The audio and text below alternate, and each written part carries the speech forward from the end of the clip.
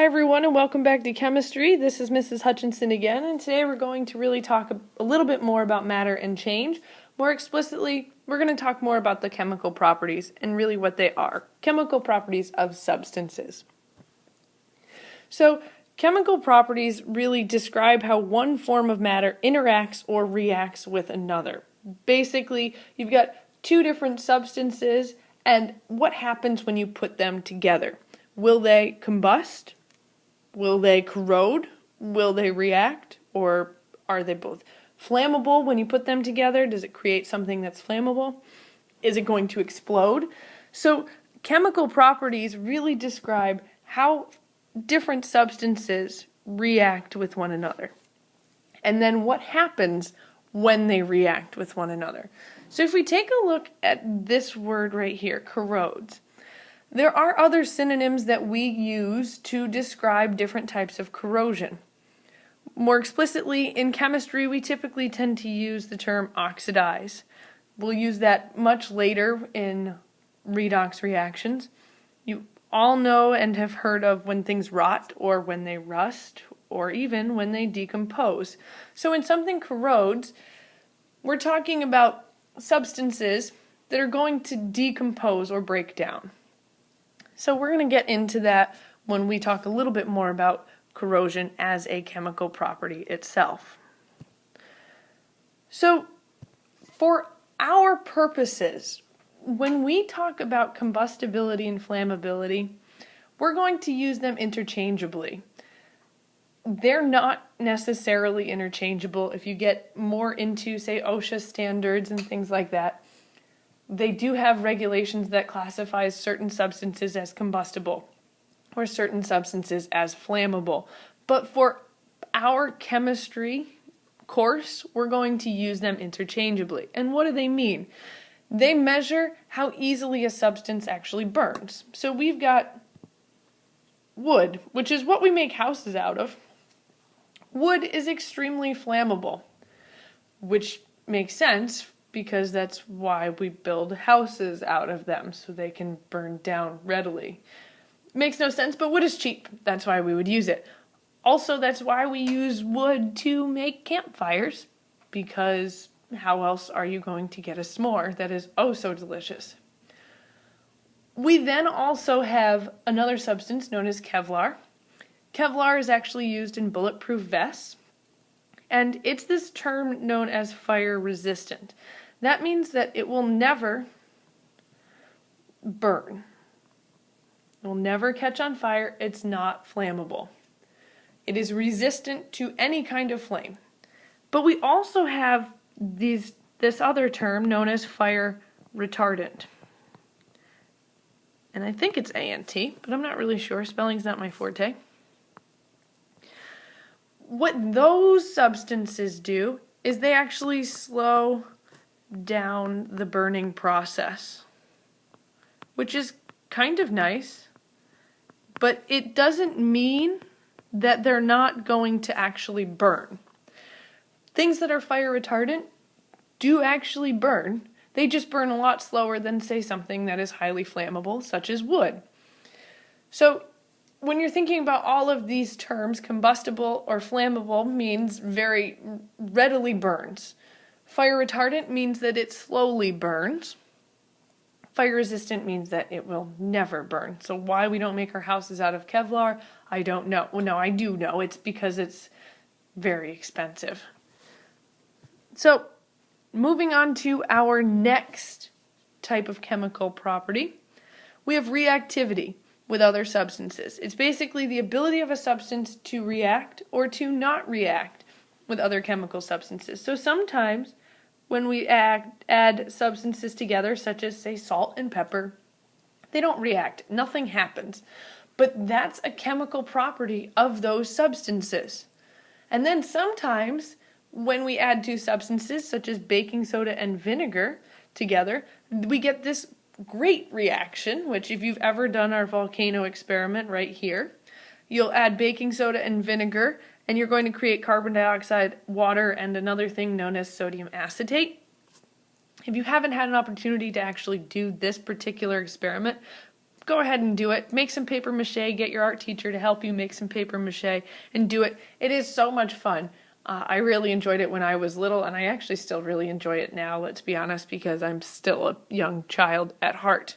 So, reactivity with other substance is very much a chemical property. Our next chemical property that we're going to talk about is corrosion. So, when we say that something corrodes, it's a chemical reaction between the material that we're looking at and its environment that's going to produce some kind of deterioration of that particular material and its properties. So, first of all, I drove around our little community here and may or may not have taken that picture in someone's front yard. Actually, that's a blatant lie. I got it off the internet, but I feel like a rusty tractor would fit our community. I kind of want one in my front yard. It just kind of says, hey, you know, I'm here for the long haul kind of thing. But if we take a look at it, that tractor was originally made out of iron. And what happens is iron's going to react with air and water, and it's going to form this material that we call rust. It oxidizes the iron. And when we take a look at the difference between the strength of iron versus the strength of the rust is, well, much more brittle than iron. So we would say that the iron is corroding because as it rusts, it's deteriorating. So it kind of all makes sense, which is a first for science. I know, I'm aware. So now what we're going to do is we're going to take a look at these particular examples here and determine whether or not we're looking at a chemical or physical property. So using our knowledge from the previous video.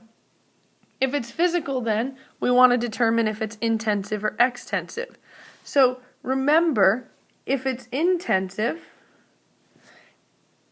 for a physical property, it doesn't depend on amount.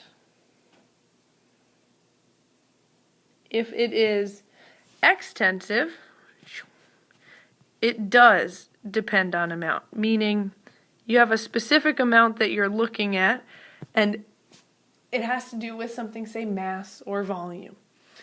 So let's read these and figure out, are we looking at a chemical property? Are we looking at a physical property? So combustibility. If something's combustible, we're going to say that it's readily burnable. So it's reacting with something to burn. Combustibility is a chemical property.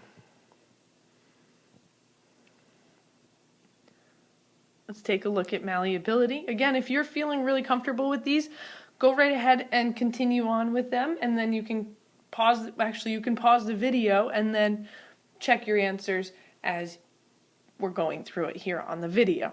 So malleability, remember, malleability is just the ability to hammer a metal into thinner sheets. So all we're doing is physically changing the appearance of that metal, but that metal is still the same metal. So we might have a giant square of lead, but when we hammer it down with a mallet, we now have a long sheet of lead, but it's still lead. So that would be a physical property.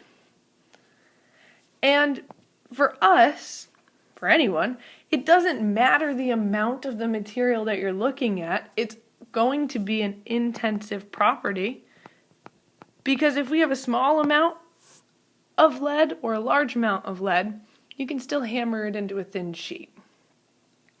State of matter. When I say state of matter, I'm talking about the phase of matter. So I'm talking about, is it a solid? Is it a liquid? Is it a gas?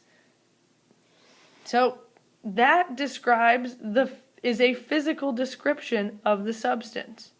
So that would be a physical property of that substance. Now, if I have 1 milliliter of water versus 100 milliliters of water, it's still liquid water. So it doesn't depend on the amount that we're looking at. Therefore, it is intensive. Density. Density is the property of a substance that has takes up a specific mass per volume. And that density is going to be the density of that substance regardless of amount. So we know the density of water, for example, happens to be 1, that's an arrow, gram per milliliter. It doesn't matter how much water we actually have, but the density will always remain the same. So density is a physical property that is intensive. If we read the next one, 20 milliliters of vinegar, we're talking about a specific amount of vinegar, a specific volume of vinegar. Since we're talking about volume here, we're talking about a physical property, but we're talking about 20 milliliters. So this is extensive. Okay. Next one. A piece of burning paper. So burning paper means that it's going to be flammable. Since it's flammable, it's going to be chemical property. And remember, if it's chemical, we don't then further classify it into intensive or extensive. We only classify physical properties in terms of intensive and extensive. If it's chemical, it's just chemical. An iron tractor covered in rust, well, that means that the iron is then oxidizing or corroding into rust. So that is chemical. It's a reaction. Sulfuric acid reacts with sugar to give us charcoal. It's a pretty cool little experiment. If you get a chance, go on YouTube and look it up. It's pretty awesome. And since it reacts, we're going to say that that is a chemical property. So now, what I want you to do is go to our physical versus chemical properties worksheet and do the exact same thing that we were just doing in our examples. So categorize the following as a physical or chemical property if it is physical, and only if it's physical. You want to further identify it as intensive or extensive. Okay, so use your notes to help you. Use the other videos to help you, this one and the one prior to this. I'm just going to help you out with the first one. It says copper being hammered into thin sheets. Being hammered into thin sheets is the actual definition of malleability. So if we say that something is malleable, that means you're simply just changing the shape of it. You're hammering it into a different type of shape. So we would say this would be a physical property. And since it does not depend on amount, it is intensive. So go ahead and do this worksheet, and I'll see you at our next video.